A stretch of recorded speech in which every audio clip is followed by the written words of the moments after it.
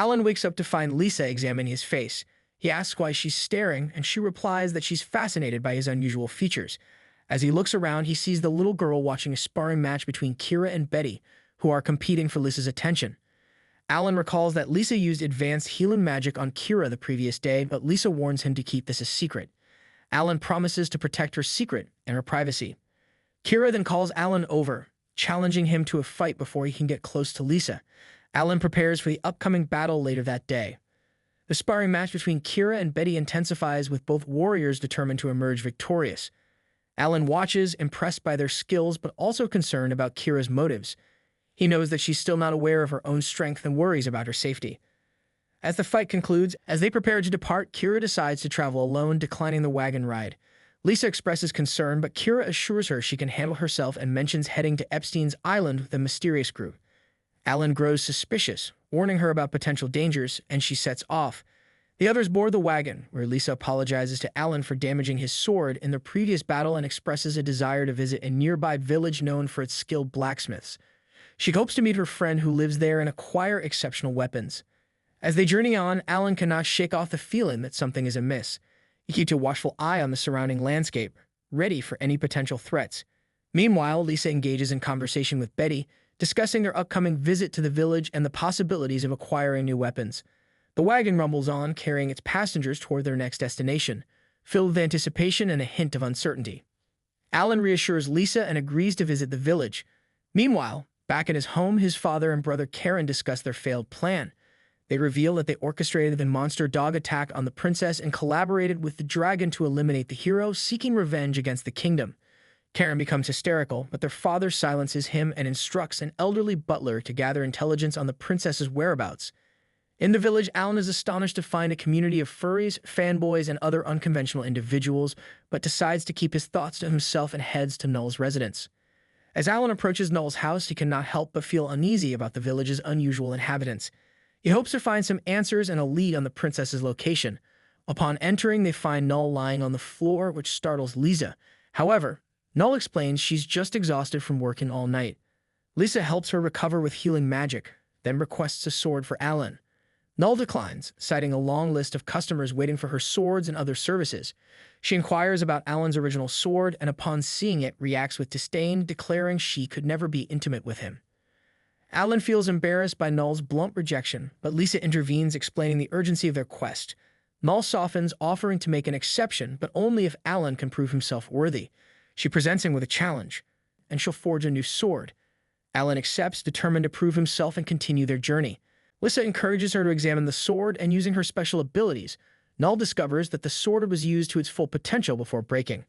Impressed, she agrees to forge a new weapon for Alan. She then asks them to leave so she can work in peace. The three companions head into town to find a place to stay for the night. However, they are not aware that a girl in a distinctive dress has been spying on them, working for the elderly butler from earlier. As they search for a place to stay, the spy girl reports back to the butler, describing the trio. However, he's perplexed, expecting only Lisa and a useless guard, not an additional man. After spending the day in town, Alan suggests a threesome, but Lisa and Betty rebuff him, telling him to sell the dragon scales at the Adventurers Guild instead. Alan heads to the guild, where he encounters another furry receptionist. He hands over the dragon scale, but the receptionist, Miss, has never seen one like it and starts screaming. The commotion draws the attention of the butler and a lowly guard, who approach Alan and question him about the scale's origin. The butler's eyes narrow as he interrogates Alan, sensing something amiss. Alan explains that he and his party defeated the Red Dragon King, obtaining the scale. The butler uses his skills to assess Alan's level and discovers he's a lowly level 1. He inquires about the hero's involvement, and Alan truthfully reveals the hero was in their party and they defeated him together. The butler seems satisfied and shares his findings with the lowly, dismissing Alan as a weakling who cannot even prepare his own meals, let alone slay a dragon. However, the lowly remains skeptical, sensing Alan might be hiding something. The next morning, Alan and his companions return to Null's apartment to check on her, only to find her unconscious once again. Lisa tends to Null, using her healing magic to revive her. Lisa helps Null recover, and she announces that Alan's sword is ready. Alan admires the sleek blue blade, calling it one of the best swords he's ever seen. The elf, eager to test it, suggests trying it out outside, but Lisa insists Null rest first. Later, they head into the woods to battle monsters. Along the way, Alan asks Null why she became a swordsmith, a profession typically associated with dwarves. Null, still recovering, shares her story. She lost her family as a young elf and was rescued by a dwarf named Vanessa, who became her caretaker.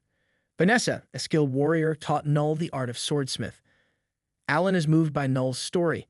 He realizes that everyone has a unique journey and that Null's experiences have shaped her into a skilled swordsmith.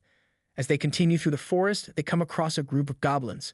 Alan, eager to test his new sword, charges forward with Lisa and Null following close behind. The battle is intense, but with their combined strength, they emerge victorious.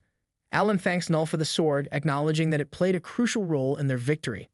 Tragically, their conversation is cut short when the butler and Loli appear, seemingly out of nowhere, in the forest. The butler inquires about Alan's intentions, asking if he's there to hunt monsters. Alan, feeling harassed, tells the butler to stop acting like a stalker.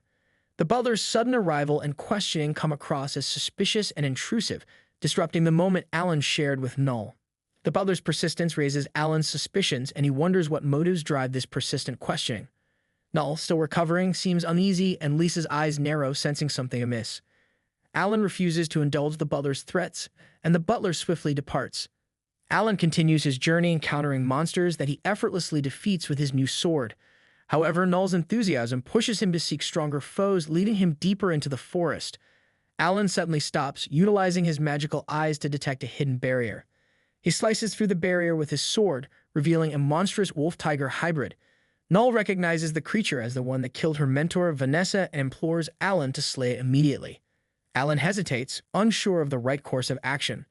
The creature's presence sparks a mix of emotions in Null, her eyes reflecting a deep-seated trauma. Alan's uncertainty grows as he considers the weight of his actions. The forest's silence amplifies the tension, as the fate of this encounter hangs in the balance.